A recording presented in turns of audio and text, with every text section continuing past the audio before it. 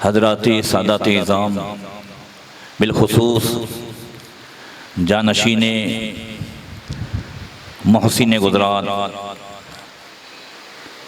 मखदूम गिरामी पीर तरीक़त हमदर्द कौम मिल्लत सरकार मुनीर बापू साहब किबला पीर तरीक़त हज़रत सैयद अहमद बापू साहब किबला हज़रत सैयद अब्दुल कादिर बापू साहब हज़रत सैयद अली बापू साहब किबला तशरीफ़ फरमा तमाम सादात किराम उलमाए ज़वील एहतराम बिलखुसूस हज़रत अल्लामा मौलाना हाफिज़ अकबर साहब और दारुल के तमाम असातिज़ा तलबा सामीन किराम अस्सलामु अलैकुम व रहमतुल्लाहि व बरकातुहू।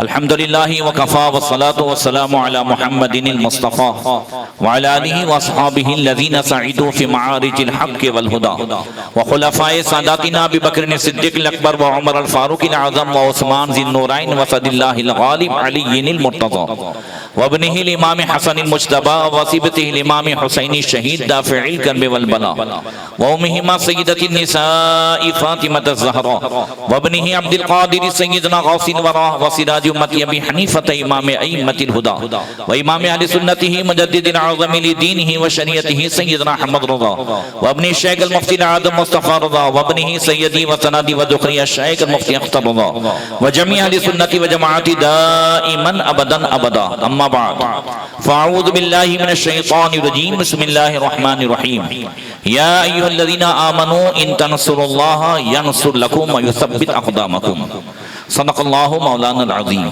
दुरूद शरीफ पढ़ें अल्लाहुम्मा सल्लि अला सय्यिदना मौलाना मुहम्मदिन मअदनी जूदी वल करम व आलिहि व सहबिहि व बारिक वसल्लम।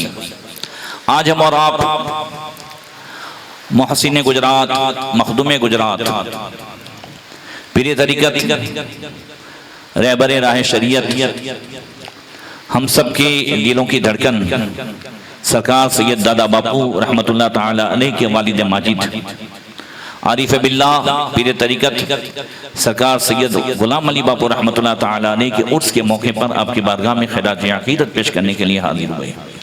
अल्लाह ताला हम सब की हाज़िरी को कबूल फरमाए, इस महफिल को दुनिया व आखिरत में हम सब के लिए ज़रिए नजात बनाए। मौलाई करीम सरकार सैयद गुलाम अली बापू और सरकार सैयद दादा बापू के फैज़ान से हम सबको माला माल फरमाए और इनके बताए हुए चले हुए रास्ते पर चलकर ज़िंदगी गुजारने की तौफीक अता फरमाए। अल्लाह के रसूल सल्लल्लाहु अलैहि वसल्लम ने फरमाया कि सुब्हानल्लाह वल्हम्दुलिल्लाह तमलाआन मा बैना समाए वल अर्द। बंदे मोमिन जितनी मर्तबा सुब्हान अल्लाह अल्हम्दुलिल्लाह कहता है अल्लाह उतना सवाब अता फरमाता है कि जमीन और आसमान की खाली जगह सुब्हान अल्लाह के सवाब से भर दी जाती है। आप में से जिन खुशनसीबों को सरकार दादा बापू के साथ अगर खाने का मौका मिला होगा तो आपने देखा होगा बाबा बार बार सुभान अल्लाह ये अल्फाज बाबा की जो है ज़बान पर जारी रहते थे और हर तस्बीह लिकुल्ली तस्बीहतिन सदक़तुन। अल्लाह के नबी फरमाते हैं जितनी मर्तबा बंदा सुभान अल्लाह कहता है हर सुभान अल्लाह पे एक एक सदका करने का अल्लाह ताला सवाब अता फरमाता है। सुभान अल्लाह। हम उस खानदान की बारगाह में बैठे हैं कि जो सखी खानदान है, जहां आने वाला कभी भी खाली नहीं जाता है। एक दिन इमाम हसन मुज्तबा रज़ियल्लाहु ताला अन्हु के पास जो है एक साइल मांगने वाला आया तो आपने उसकी जबान खोलने से पहले ही कितना है बोले 10,000 दिरहम है, बोले इनको देते हैं। सुभान अल्लाह। बोले हुजूर आपने तो जो है मुझसे कुछ कहने का भी मौका नहीं दिया, कहा हम अहले बैत हैं। सुभान अल्लाह। हम ये चाहते हैं कि किसी मांगने वाले के चेहरे पर शर्म ना आए, इससे पहले ही उन्हें दे दिया जाए। सुभान अल्लाह, सुभान अल्लाह। और ये क्यों ना हो, इसलिए कि अल्लाह के रसूल सल्लल्लाहु अलैहि वसल्लम की वो जात है कि हम सबका अकीदा है कि हुजूर जो भी अल्लाह की बारगाह में मांगते अल्लाह जरूर अता फरमाता। बेशक बेशक। अल्लाह फरमाते इजाबत का सहरा इनायत का जोड़ा, दुल्हन बन के निकली दुआएं मोहम्मद, इजाबत ने झुककर गले से लगाया बढ़ी नाज से जब दुआएं मोहम्मद। हुजूर की हर दुआ अल्लाह ताला कबूल फरमाता। हुजूर ने अपने खानदान वालों के लिए अल्लाह से क्या मांगा? तो सैयदुल मुफस्सिरीन अब्दुल्लाह इब्न अब्बास रज़ियल्लाहु तआला अन्हुमा कहते हैं कि आका करीम ने इरशाद फरमाया, या बनी अब्दुल मुत्तलिब इन्नी सअलतुल्लाह लकुम सलासन अन युस्बिता काइमकुम व अन यहदिया बालकुम व युअल्लिम जाहिलकुम। ऐ बनु अब्दुल मुत्तलिब, मैंने तुम्हारे लिए अल्लाह से 3 चीजें मांगी हैं। अल्लाह तुम्हें सबात कदमी अता फरमाए, अल्लाह तुम्हारे गुमराह को, अगर कोई गुमराह हो जाए तो उसे हिदायत अता फरमाए, और अगर कोई जाहिल हो तो अल्लाह ताला उसे इल्म अता फरमाए। सुभान अल्लाह। फिर आगे फरमाया, वसअलतुल्लाह लकुम अन यजअला जुहदा व नुजदा व रुहमा। और ऐ बनु अब्दुल मुत्तलिब, मैंने अल्लाह से तुम्हारे लिए 3 चीजें और मांगी है। वो ये है कि अल्लाह ताला हमेशा तुम्हें सखावत करने वाला बनाए, जोर से कह दो सुभान अल्लाह। नुजदा, दूसरों की मदद करने वाला बनाए, सुभान अल्लाह। व रहमा, और दूसरों पर रहम करने वाला बनाए, सुभान अल्लाह सुभान अल्लाह। नबी ने जो मांगा अल्लाह ताला ने इस खानदान को वो अता फरमाया कि आप देखते हैं कि अगर पूरे हिंदुस्तान में जो ईमान की दौलत मिली है तो गरीब नवाज के दर से मिली है। बेशक बेशक। हमारे सौराष्ट्र में जो रूहानियत मिली है तो सरकार इस्कुल्ला शाह बाबा की दर से मिली है। बेशक बेशक। गौसे पाक का जो फैजान मिला है तो इस सानिया बगदाद से मिला है। बेशक। ये वो दर है कि अल्लाह के रसूल ने फरमाया कि मैंने अल्लाह से मांगा है और अल्लाह ताला ने इन्हें देने वाला बनाया है। हम ये सारी खूबियां जो हुजूर ने अल्लाह से मांगी अपने खानदान के लिए, हम सारी खूबियां सरकार दादा बाबू में पाते थे। बेशक बेशक। बोलो पाते थे कि नहीं पाते? जुहदा, सखावत करने वाला बना, नुजदा, मदद करने वाला बनाए, रोहमा, और दूसरों पर रहम करने वाला बना। अब इन तीनों चीजों को देखें। जुहदा, सखावत करने वाला कौन है? जो दादा बाबू के दर पे आया हो वो खाली गया हो? आज सौराष्ट्र और गुजरात में जितने इदारे हैं हमारे समेत, उन सब इदारों में अगर हरियाली नजर आ रही है और हौसला नजर आ रहा है तो ये सरकार दादा बाबू का वो हाथ है जो सबके पीछे लगा हुआ था। सुभान अल्लाह। जब हाथ पीठ के पीछे होता है तो फिर कमर मजबूत हो जाती है। हाँ, आला हज़रत कहते ना, है पुष्प बना है गौसे आज़म, क्यों डरते हो रजा तुम किसी से? किसी ने पूछा कि जितनों के सामने आप खड़े हुए सबके पीछे अंग्रेज का हाथ था, आपके पीछे किसका हाथ था? का अहमद रजा के पीछे बगदाद वाले शेख अब्दुल कादिर जिलानी का हाथ था। सुभान अल्लाह सुभान अल्लाह। ऐसे ही अल्हम्दुलिल्लाह गुजरात में जो काम करने वाले हैं उनके पीछे किसी का हाथ रहा तो सरकार दादा बाबू का हाथ रहा। सुभान अल्लाह। अगर उसने उस काम में कदम रखा है, जीने पे कदम रखा है, तो उसे मंजिल तक पहुंचाने वाली जात सरकार दादा बापू की हुआ करती है। सखावत का वो आलम कि आपने रात ने दिन ये इसके लिए एक कर दिया था, जुहदा और नुजदा, सबकी मदद, कोई किसी एतबार से आए, चाहे मकतब के लिए, मस्जिद के लिए, समूह शादी के लिए, या अपनी बच्चियों की शादी के लिए, या एजुकेशन के लिए, या गुजरात में बहुत सारे जो डॉक्टर्स हैं, इंजीनियर हैं, दुनियावी तालीम में भी अगर कोई आगे बढ़ा है तो ये सरकार दादा बापू का वो फैजान, वो मदद थी कि लोग चाहे वो एक गरीब बाप होता मगर वो अगर नीयत कर लेता कि मुझे बेटे को डॉक्टर बनाना है तो बापू की मदद उसकी नीयत को पूरा करा देती थी। बेशक। जो भी गुजरात में अक्सर, और फिर हर एक का हौसला बढ़ाना। आज के दौर में कि जहां टांग खींचने वाले ज्यादा नजर आते हैं, वहां दादा बापू वो थे कि हर काम करने वाले का हौसला बढ़ाते थे, बेशक बेशक, उन्हें आगे बढ़ाते थे, उन्हें सपोर्ट करते थे, उन्हें मदद करते थे। और इसके लिए दादा बापू ने न अपनी सेहत को देखा, न तंदुरुस्ती को देखा, न बीमारी को देखा। रात रात भर बैठना होता, 5-5 घंटे वो बैठ जाते, और इसलिए कि नेक का मिशन का काम जारी है। कभी दादा बापू के चेहरे पर उकताहट नहीं देखी।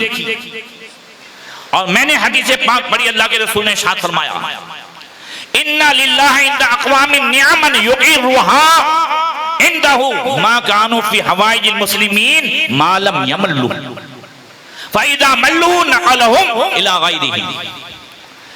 बेशक अल्लाह ताला की मखलूक में कुछ लोग ऐसे हैं जिन पर अल्लाह का खास इनाम होता है, उनमें से ज़ात सरकार दादा बापू की है।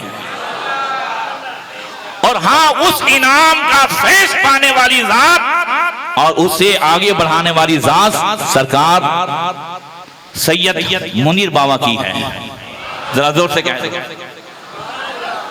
सुभान अल्लाह। ये नेमत उनके पास उस वक्त तक रहती है जब तक वो कौम की खिदमत करते हैं, लोगों की जरूरियात को पूरा करते हैं, लोगों को काम आते हैं। जब तक अल्लाह का इनाम उन पर रहता है, जब तक वो खिदमत करते करते उगता न जाए, मालम यमल्लु, जब तक उगता न जाए। फ़इज़ा मल्लुम, जब उगता जाए, चेहरा बिगड़े या जबान बदल जाए, तो नक़लहुम इला ग़ैरिहिम, वो अल्लाह बेनियाज है। वो तो मूसा अलैहिस्सलाम की परवरिश फिरौन से कराता है। अवाम कब जानेंगे कि हुजूर की जिंदगी कैसी थी? अब इसके लिए अल्लाह ताला चंद बंदे ऐसे चुन लेता है कि अब तिरमिज़ी पढ़ने की जरूरत नहीं, उनकी जिंदगी बताती है। बापू का खाना और उसका तरीका बताता है कि मुस्तफा की सुन्नत ये है। बापू के बोलने का अंदाज ये बताता था कि मुस्तफा की सुन्नत ये है। जिस तरीके से एक बंदा तिरमिज़ी पढ़ करके और बुखारी पढ़ करके कह सकता है कि मैंने रसूलुल्लाह सल्लल्लाहु तआला अलैहि वसल्लम की हदीसें सुनी हैं, हुजूर की सुन्नतें उसमें पढ़ी हैं, ऐसे ही बापू और ऐसे बुजुर्गों की जिंदगी देखकर देखने वाला बता सकता है कि मैंने मुस्तफा की सुन्नतों की चलती फिरती तस्वीर देखी है। सुभान अल्लाह। नारे तकबीर, नारे रिसालत, फैज़ाने बाग़े रहमत। बहुत सारे होते हैं कि जिन्हें काम करना नहीं होता है, वो उंगली उठाते रहते हैं।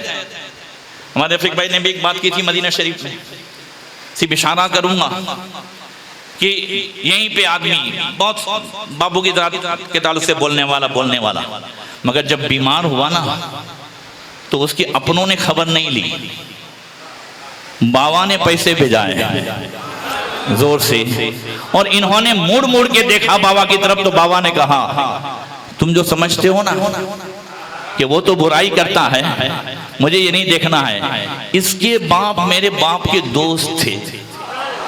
जरा जोर से, सुभान अल्लाह। इसके बाप मेरे बाप के दोस्त थे।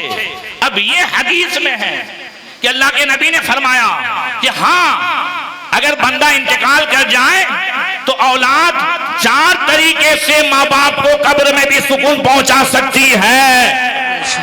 उसमें से एक ये है इकरामो सदीक़िहिमा, हाँ, बाप के दोस्तों के साथ अच्छा सुलूक करके भी।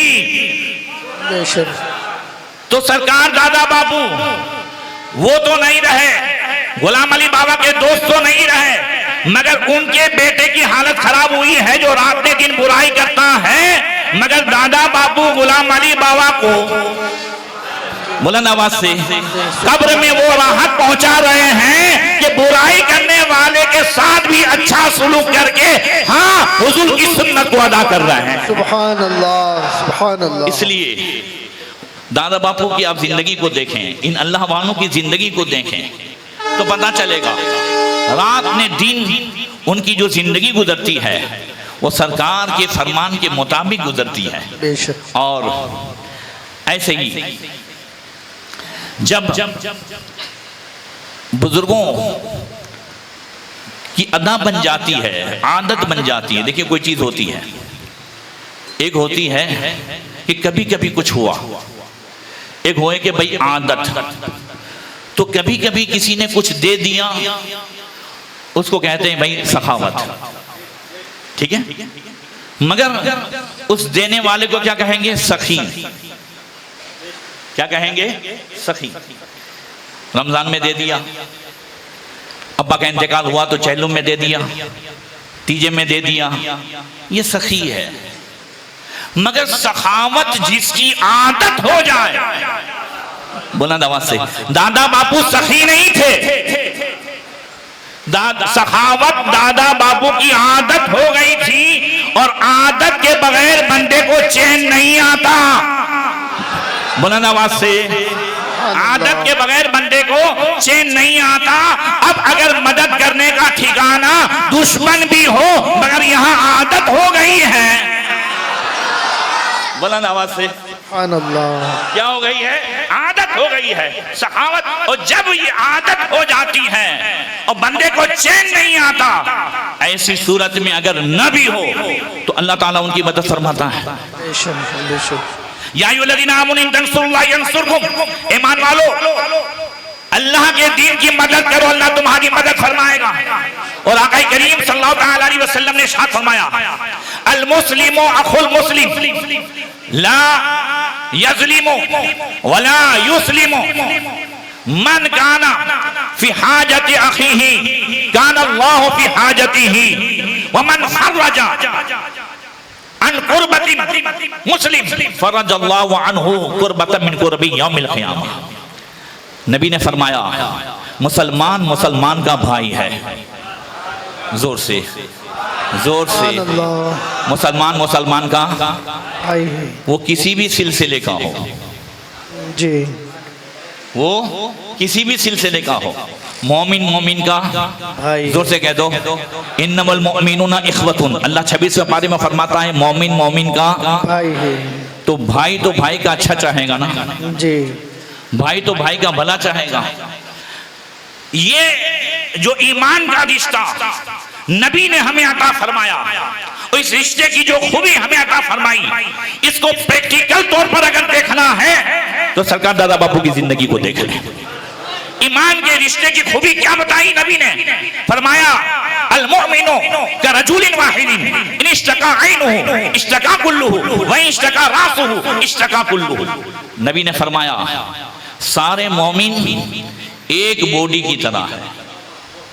देखो, नाक है, इसका काम अलग है सूंघना, कान का काम सुनना, आंख का काम देखना, हाथ पांव का काम पकड़ना चलना, सबका काम अलग है, सबका नाम अलग है। मगर रूह ने सबको एक कर दिया है। जब तक रूह है, पांव को चोट लगे तो जबान से आह निकले, सर में दर्द हो तो पूरा बदन बेचैन हो जाए, ये कब तक है? जब तक रूह है। रूह नहीं तो अगर कोई कीमा भी कर डाले तो आह होगी नहीं। रूह ने सबको एक कर दिया है। आका फरमाते हैं, सारे मोमिन एक बॉडी की तरह है, एक जिस्म की तरह है। एक को तकलीफ सबको तकलीफ, एक की खुशी सबकी खुशी। ये सारे मोमिन ईमान वाले, कलमा पढ़ने वाले, कोई सादात किराम है, कोई पठान है, कोई मलिक है, कोई मेमन है, कोई संधी है, कोई गांची है। सबका कल्चर अलग, जबान अलग, अंदाज अलग, गांव अलग। कोई रोम से आया है, जोर से कह दो, कोई फारस से आया है, कोई हबशा से आया है। सब तो अलग अलग थे ना। सलमान फारसी हैं, सुहेब रूमी हैं, बिलाल हबशी हैं। सब अलग अलग, जबान अलग, अंदाज अलग, कल्चर अलग, मगर ईमान ने सबको एक कर दिया है। एक की तकलीफ सबकी तकलीफ और एक की खुशी सारे मोमिन की खुशी। सुभान अल्लाह। ये दर्द, ईमान का दर्द अल्लाह ताला ने दादा बापू को वो अता फरमाया कि दादा बापू सिर्फ मुरीद नहीं, एक बात और मैंने देखी दादा बापू के अंदर, दादा बापू ने ये नहीं देखा आने वाले को कि किसका मुरीद है। जी बिल्कुल। किसी ने अगर देखा हो ऐसा तो मुझे पता है, बापू ने कभी नहीं देखा कि ये किसका मुरीद है, ये नहीं जी, ये ईमान वाला है। बेशक। ये जो आने वाला तकलीफ में आया है, अब अगर उसके जो है बेटी की शादी की तकलीफ है तो दादा बापू ने उसकी बेटी नहीं अपनी बेटी समझी है। उसके बेटे के स्कूल की फीस की तकलीफ है कि फीस नहीं दे पा रहा है, तो दादा बापू ने इसको एहसास भी नहीं होने दिया कि ये उसका बेटा है। हाँ, बताया ये मेरा बेटा है, जब तू मोमिन है तो मेरा भाई है, तेरा बेटा मेरा बेटा है। कोई भी तकलीफ लेकर के आया, वो तकलीफ ये ईमान की निशानी है। ये ईमान की निशानी है कि जब ईमान दिल में होता है तो मोमिन भाई की तकलीफ अपनी तकलीफ महसूस होती है, उसका दर्द अपना दर्द, और ये भी कि उसकी खुशी अपनी खुशी। दादा बापू की जिंदगी में जो था, आज इमसाल भी दादा बापू के उर्स में मैंने वही दादा बापू का अक्स सरकार मुनीर बाबा में देखा। सुभान अल्लाह, सुभान अल्लाह। एक की खुशी, सबकी खुशी। आप देखें कि यहाँ अहले बागे रहमत और सरकार गुलाम अली बाबा के उर्स मनाने वाले दादा बापू के उर्स में सिर्फ यहाँ की स्कूल से आला नंबर लाने वाले ही को इनाम नहीं दिया जाता। पूरे गुजरात में जिसको खुशी मिली है वो सारी खुशियों का इजहार यहां से करके बताया जा रहा है कि दादा बापू वो मोमिन है कि एक मोमिन की खुशी सबकी खुशी नजर आ रही है। सुभान अल्लाह, सुभान अल्लाह। बोलो है कि नहीं है? मैं वहां देख रहा था, अब कहां सावरकुंडला, कहां पोरबंदर। तो पोरबंदर विक्टोरिया स्कूल अभी गुज़िश्ता साल से उसमें कष्ट में मुझे भी लिया गया है। तो उस स्कूल जो 135 साल पुरानी है, कितने साल पुरानी? 135 साल। हमारे फारूक भाई सुनिया जो यहाँ आए हुए थे, और उनको भी 11,000 रुपये स्कूल को दिए गए। अब आप ये कोई मामूली बात नहीं है। पूरे गुजरात आज सबके दिल पर दादा बापू राज कर रहे हैं। उसकी वजह क्या है? उसकी वजह ये ईमान की वो चाहत है जो अल्लाह ताला ने दादा बापू को अता फरमाई थी। आप अगर अहले बागे रहमत से पूछें कि भाई दादा बापू ने रात दिन एक करके और बीमारी की परवाह न करके दादा बापू ने क्या कमाया, सवाल है कि नहीं है? क्या कमाया? तो उसका जवाब मुफक्किर इस्लाम ने अपने ताल्लुक से दिया था कि हाँ, दो चीजें कमाई है। दादा बापू ने भी दो चीजें कमाई है। एक ये है कि सारे मोमिनों की दुआ कमाई है, और दूसरी ये है कि दादा बापू ने मोहब्बत कमाई है। ये सबको मयसर नहीं आती है।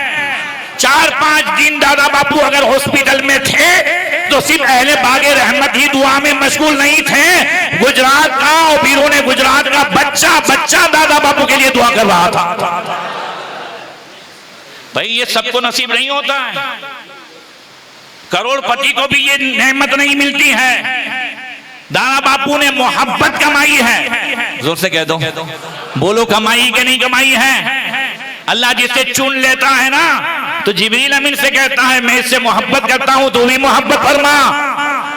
ये हदीस बार आप सुन चुके हैं। तो अब ये दादा बापू की जो मोहब्बत है, क्या मुझे बताओ, हिंदुस्तान के टॉप 10 लेवल पे जो आला मालदार आते हैं, क्या उनको ऐसी मोहब्बत नसीब है? हाँ या ना? उनकी कंपनी के लोग उसके लिए दुआ नहीं करते। मगर ये चीज जो दादा बापू को मयसर आई है, ये हम सब छोटे छोटे दीन के काम करने वालों के लिए वो आला मंजिल की तरफ इशारा है कि हाँ, मन कान लिल्लाह कान अल्लाहु लहू, जो अल्लाह का हो जाता है सारी खुदाई उसकी हो जाती है। मैं अभी मुझे एक वाक़या याद आया, जो अल्लाह का हो जाता है तो सारी खुदाई उसकी हो जाती है, फिर हर एक उसकी मानता है। जब सरकार दादा बापू का विसाल हुआ ना, तो मैं नासिक था रात में, महाराष्ट्र में तकरीर के लिए निकल रहा था और भांजे का फोन आया कि ऐसा हुआ। मैंने फौरन तकरीर में पहले दादा बापू का तज़किरा किया, दुआ की, और फिर मुंबई से मेरी ट्रेन थी वो कैंसिल करके डायरेक्ट राजकोट आया, राजकोट से यहाँ आया। तो राजकोट अपने बड़े भाई के घर फ्रेश होने के लिए गया, भतीजे को भी लेना था। तो मेरे जो भतीजा बहू है, ये पूरा खानदान दादा बापू से मुरीद है। और मैं आपको बता दूं, मेरी चौथी बेटी राबिया भी दादा बापू से मुरीद है, मेरी अपनी बेटी। दादा बापू मुझे देखने के लिए आए थे 2008 में, और बच्ची पैदा हुई थी, 2-4 महीने हुए थे, तो मैंने बापू की गोद में डाल दिया। मैंने कहा बाबा आप इसको बैठ कर लें जी। तो मेरे अपने घर में भी दादा बापू से मुरीद हैं मेरी बेटी। तो भतीजा बहू ने बताया, ये कोड़ीनार के हैं और कोड़ीनार में इनकी वाड़ी वगैरह भी है, आज भी है। और उनकी शादी में निकाह मैंने पढ़ाया और गवाह दादा बापू और पीर बापू थे। गवाह कौन थे? दादा बापू और पीर बापू थे। तो भतीजा बहू ने बताया कि वाड़ी में चीता आ जाता था, फॉरेस्ट वालों को भी कहा, सबको कहा, वो हाथ में ही नहीं आता था और सब डरते थे कि चीता आ जाता है, चीता आ जाता है। जब एक मर्तबा दादा बापू से कहा, जोर से कह दो, एक मर्तबा दादा बापू से कहा, बस दादा बापू ने मुस्कुरा के फरमाया अब नहीं आएगा, अब नहीं आएगा। जब उस दिन मैं खाना खा रहा था जिस दिन दादा बापू का इंतकाल हुआ, तो भतीजा बहू ने रो रो करके बताया कि जब से बापू ने फरमाया आज तक वो चीता कभी नहीं आया, तब मेरी जबान पर खाते खाते आया कि मन कान लिल्लाह कान अल्लाहु लहू, जो अल्लाह का हो जाता है तो सारी खुदाई उसकी हो जाती है। जानवर भी जो है मान लेते कि हाँ नबी के साहबजादे ने कहा है, अब वहां नहीं जाना है। अल्लाहु अकबर या रसूल अल्लाह। बहुत सारी बातें थी, मगर इंशाल्लाह फिर कभी मौका मिला तो बात करूंगा। देखिए, जिंदा वो रहता है जिसका मिशन जिंदा रहता है। 22,000 का लश्कर जमा करके अहले बैत के खानदान को यजीद ने शहीद तो करवा दिया, मगर जीता नहीं। जोर से कह दो, जीता भाई, यजीद जीता। क्यों? इसलिए कि उसका मकसद इमाम हुसैन को शहीद कराना नहीं था, उसका मकसद तो इमाम हुसैन के हाथ को अपने हाथ में लेना था ना। हुसैन ने सर तो दे दिया मगर मकसद पूरा नहीं होने दिया। तो यजीद कल भी हारा हुआ था, आज भी हारा हुआ है, कल भी मरा हुआ था और आज भी मरा हुआ है। हुसैन सर जुदा है, धड़ जुदा है, कल भी जिंदा थे और आज भी जिंदा है, इसलिए कि हुसैन का मिशन जिंदा। बेशक, सुभान अल्लाह, सुभान अल्लाह। तो याद रखें, अगर हम सरकार दादा बापू को खुश करना चाहते हैं तो दादा बापू के मिशन को आगे बढ़ाएं। दादा बापू का मिशन ये सिर्फ जलसे और जुलूस नहीं, दादा बापू का जो मिशन है वो ये है कि इस जलसे और जुलूस के जरिए से हुजूर की तालीम को आगे बढ़ाना, कौम को दीन और दुनिया की तालीमात से आरास्ता करना और जगह जगह मस्जिदों को, जगह जगह मदरसों को आबाद करना, ये दादा बापू का मिशन था। बोलो था कि नहीं था? बेशक। 600 से ज्यादा मस्जिदें ये पूरे गुजरात में अगर किसी ने कायम कराई है तो वो सरकार दादा बापू की जात है। 250 से ज्यादा मदरसे दादा बापू एक सिंगल व्यक्ति का नाम नहीं था, दादा बापू चलती फिरती अंजुमन का नाम था। एक पूरी तहरीक का नाम था। वो अकेले थे, मगर हकीकत में उस अकेली जात में पूरी तहरीक के लोग वो काम न करें जो सरकार दादा बापू ने अकेले किया। और मैंने ये भी महसूस किया था बापू के अंदर। आपने बहुत सारे उर्स देखे सरकार गुलाम अली बाबा के। बाबा हमारी हजारों तकरीरें वो असर नहीं करती जो तकरीर के बाद एक मर्तबा बापू खड़े हो जाते ना और लोगों के दिलों में वो बातें असर करती। एक मर्तबा मालूम नहीं कौन से उर्स का जिक्र है, मगर मैं देख रहा था तो हज़रत मुफ्ती निज़ामुद्दीन साहब ने वरासत के हवाले से बयान किया और बाद में दादा बापू खड़े हो गए कि भाई बहनों को वरासत कौन देगा। सही है, बापू ने कोई हदीस बयान नहीं की हो, कोई आयत बयान नहीं की। ये जबान में तासीर देखें, अल्लाह खुलूस के बदले जो अता फरमाता है, ये इखलास का सदका होता है। तलबा भी बैठे हैं, बेटा ये इखलास का सदका होता है कि दादा बापू खड़े हो गए। इधर से वो आ रहा है कि मैं भी बहन को देगा, बाहर से फोन आ रहा है कि मैं भी बहन को दूंगा, वो मैं भी बहन को दूंगा। ये कौम अपनी बहनों को जो है वरासत दे दे उसके लिए तैयार हो जाए। हाँ हाँ, ये दादा बापू की करामत ही है जो लोगों के दिलों में बात असर हुआ करती थी। सुभान अल्लाह। तो दादा बापू का जो मिशन है वो तालीम। बापू सबसे ज्यादा जो जोर देते थे, तो आप देखेंगे कि बापू तकरीरों पे जोर नहीं देते थे, मसले मसाइल पे जोर देते थे। जब भी कभी महफिल जमती, मेरे बड़े भाई के घर का उद्घाटन था तो ईद मिलाद का महीना था। मैं भी रात को तकरीर करके कहीं से आया, 3-4 बजे राजकोट पहुंचा और सरकार दादा बापू जो है फजर में पहुंचे। वहां पे अपने अपने कमरे में हम सोए हुए थे। सुबह उठे फजर पढ़ करके और फिर उसके बाद 10 बजे उठे, नाश्ता हुआ। अब है उद्घाटन ना घर का, बस सब बैठे। दादा बापू ने एक मसला मुझसे पूछा, मैंने जवाब दिया। फिर बड़े भाई से कहा, अब एक मसला तुम पूछो। फिर भतीजे से कहा, एक तुम पूछो। मेहमान आए थे, बोले तुम भी एक मसला पूछो, तुम भी एक मसला पूछो। सबसे मसला पूछवाने के बाद मुझसे कहा, इससे बढ़कर कोई फजीलत वाली महफिल है? जोर से, इससे बढ़कर जो महफिल, इसलिए कि अल्लाह के नबी ने फरमाया, दिरासतुल इल्म साअतुम मिनल लैल खैरुम मिन अहयाइहा। नबी ने फरमाया रात के थोड़े से टाइम जो है इल्म हासिल कर लेना, मसले मसाइल सीखना, पूरी रात नवाफिल इबादत पढ़ने से भी ज्यादा बेहतर है। सुभान अल्लाह। दादा बाबू इस पे जोर देते थे, मसले मसाइल पे। हुजूर पीरानी अम्मा सैयदा कुलसुम्मा रहमतुल्लाह ताला अलैहा, अल्लाह ताला उनकी कब्र पर जन्नत अनवार और रहमत की बारिश बरसाए और जन्नत की क्यारियों में से क्यारी उनकी कब्र को बनाए। आमीन आमीन। 1-8 साल सरकार दादा बापू वहां रहे होंगे अहमदाबाद में। 12 मेरा जाना हुआ, कभी मगरिब में कभी शाम में। नमाज पढ़ाकर जैसे ही फातिहा पढ़ के बैठते, बाबू उठने नहीं देते थे। बहुत से लोग होंगे यहाँ जो है, बाबू फौरन फरमाते, पहले तो खुद मसला पूछते जी, फिर दूसरों से कहते अब तुम भी पूछो, तुम भी। या मुझसे पहले कहते कि चंद मसले बयान करना है कुर्बानी के हवाले से, कुर्बानी का एक मतलब टाइम था। इस तरीके से बापू सबसे ज्यादा दीन सीखने पर जोर देते थे। अब हमें अगर बापू की रूह को खुश करना है तो हमें इस पर तवज्जो देनी होगी। किस सूरत में? अगर हम बापू के फैजान को ज्यादा हासिल करना चाहते हैं तो अपने बच्चों को ज्यादा से ज्यादा पढ़ाएं।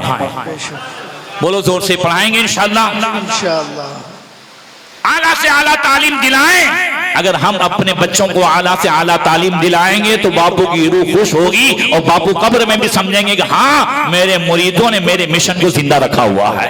सुभान अल्लाह, सुभान अल्लाह। इसलिए कि अल्लाह के नबी ने एक दिन हजरत मुआज़ इब्न जबल से फरमाया, या मुआज़ लिअन तग़दुवा तुअल्लिम बाबा मिनल इल्म खैरुम मिन अन तुसल्ली 100 रकातिन। ए मुआज़, सुबह इस हाल में करो कि अगर रात में तुमने कुरान की एक आयत सीख ली है तो पूरी रात में 100 रकात नवाफिल पढ़ने से भी ज्यादा अल्लाह ताला सवाब अता फरमाएगा। सुभान अल्लाह। वया मात लिअन तक़दुवा तुअल्लिमा बाबा मिनल इल्म खैरु मिन अन तुसल्लिया अल्फ रकातिन। और ये माँ सुबह इस हाल में किए हो कि रात में चंद मसले सीख लिए हैं तो अल्लाह ताला पूरी रात 1000 रकात नवाफिल पढ़ने से भी ज्यादा सवाब अता फरमाएगा। सुभान अल्लाह। अब आप सोचें कि ये दादा बापू का मिशन था, बहुत सारे मिशन थे, फिर इंशाल्लाह कभी गुफ्तगू होगी। बापू का वो मिशन ऐसा था कि मैंने अभी आपको बताया कि किसी एक आदमी का काम नहीं, बोलो सही है, जो तन्हा बापू करते थे। जी। हकीकत में जो लोग बापू से करीब थे और हम लोग भी, इसमें मैं भी शामिल हूं, हम सबको एक फिक्र थी कि बापू के बाद क्या, फिक्र थी हम सबको। मगर जब तालाला के एक जलसे में मैंने जानशीन सरकार दादा बापू पीर मुनीर बापू को पूरा अपने वालिद के अक्स की तरफ देखा कि वो मिशन संभाले हुए हैं, बल्कि उसे आगे बढ़ाए हुए हैं। और इस तरीके से उन्होंने उस दिन दादा बापू के फैजान को जारी किया कि एक खोखे से भी ज्यादा जिसकी कीमत अदा करनी थी सरकार मुनीर दादा ने सुभान अल्लाह। बैठे बैठे तकरीबन 60 या 80 के करीब जी। वहां जो है आपने ऐलान फरमाया और लोगों की पीठ से बोझ हल्का किया। मेरी जबान से फौरन निकला, मैंने भतीजे से भी कहा, दूसरों से भी कहा, अल्हम्दुलिल्लाह फिक्र दूर हो गई। बापू ने एक छोड़ा है मगर नेक छोड़ा है। सुभान अल्लाह। एक छोड़ा है मगर नेक छोड़ा है। ये फिक्र मत करो कि औलाद के लिए क्या छोड़ा है। मेरे अल्फाज गौर करना, ये फिक्र मत करो कि औलाद के लिए क्या छोड़ा है। ये फिक्र करो जो बापू ने जो है हमें दी कि औलाद को कैसा छोड़ा है।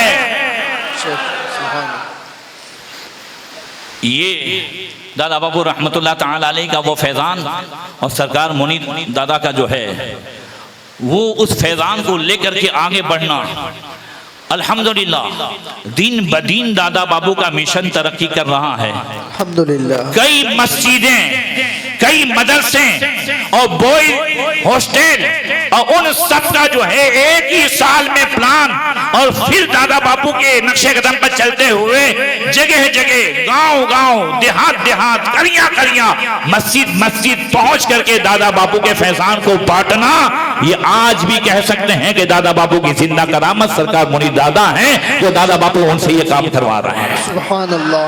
नारे तकबीर, नारे रिसालत, जानशीने हुजूर सैयदी सरकार दादा बापू क़िबला, खानदान अहले बैत। और जिस तरीके से दादा बापू का ये फैजान सरकार मुनीर दादा पे है, ऐसे ही दादा बापू का फैजान सारे मुरीदों पर भी है कि मुरीदों ने भी सरकार मुनीर दादा को मुकम्मल सपोर्ट करके साथ दे करके बताया कि दादा बापू के भी हम गुलाम थे और आपके भी गुलाम हैं। उनके साथ रह करके भी दीन का काम किया है और आपके साथ रह करके भी दीन का काम करेंगे। सुभान अल्लाह, सुभान अल्लाह। वो लोग करेंगे कि नहीं करेंगे? इंशाअल्लाह, इंशाअल्लाह। इसमें ये गुलाम भी आ गया, हम साथ हैं। और ये सरकार दादा बापू का वो फैजान हासिल करने का बेहतरीन जरिया है। अगर हम चाहते हैं कि दादा बापू आज भी अल्लाह की बारगाह में दुआ करा करके हमारी हाजतें पूरी करवाएं, तो फिर जरूरी है कि हम बापू के मिशन को आगे बढ़ाएंगे इंशाअल्लाह। इंशाअल्लाह। ये मामूली चीज नहीं है और बहुत बड़ा फैजान है। बस सरकार का मिलाद आने वाला है। एक बात कर दूं, देखो ये ऐसे ही नहीं होता है। ये दादा बापू भी हमें मिले हैं तो सरकार गुलाम अली बाबा की उस रूहानियत का सदका, एक दिन पड़ोसी मुल्क में हुजूर के इश्क पर एक खतीब गुफ्तगू कर रहे थे और सरकार की मोहब्बत क्या है, आका की मोहब्बत क्या है, हुजूर का इश्क क्या है। एक औरत जो प्रेग्नेंट थी वो दुरूद शरीफ पढ़ते पढ़ते अपने पेट को सहला रही थी।